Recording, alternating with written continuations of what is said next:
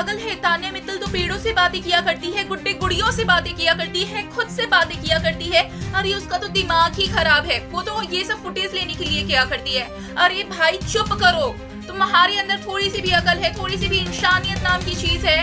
नहीं सीरियसली, अगर तान्या मित्तल पेड़ों से बात ना करे तो और किससे बात करे, क्या करे?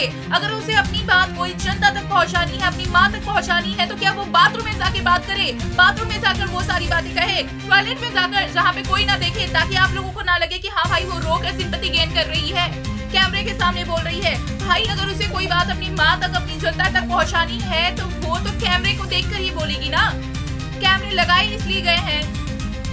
कितना कितना किसी इंसान को, किसी लड़की को जज करोगे? अभी वो घर से बाहर भी आ गई है, वो जो इंटरव्यू में कह रही है उसके ऊपर आप लोग इतना उसे डिफेम किए जा रहे हो, जो कर रही है उसमें आपको प्रॉब्लम है।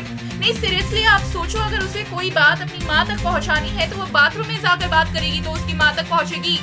अगर वो कैमरे में देख कर बात करेगी तो ही ना उसकी माँ तक पहुँचेगी। और जनरली जब हम बात कर रहे होते हैं तभी हमारी जो इमोशंस होते हैं वो बाहर आते हैं। अगर खुश हैं तो खुश होंगे, अगर रोना आ रहा है, दिल से दुखी है तो इंसान दुखी होगा और वो दिखेगा उसके चेहरे पर। इसमें दिक्कत क्या आ रही है?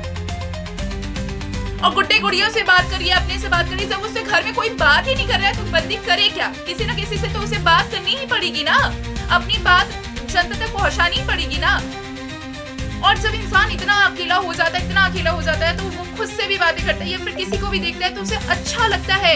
आप खुद ही देखो, जब इंसान परेशान होता है, अकेला होता है, कोई लड़की रो रही होती है, ब्रेकअप हो जाता है उसका, वो अपनी फैमिली में नहीं बता पाती है तो किससे बात करती है? टेडी बियर से बात करती है भाई, टेडी बियर से। किसको हक करती है? पीलो को हक करती है, पीलो को। हद है।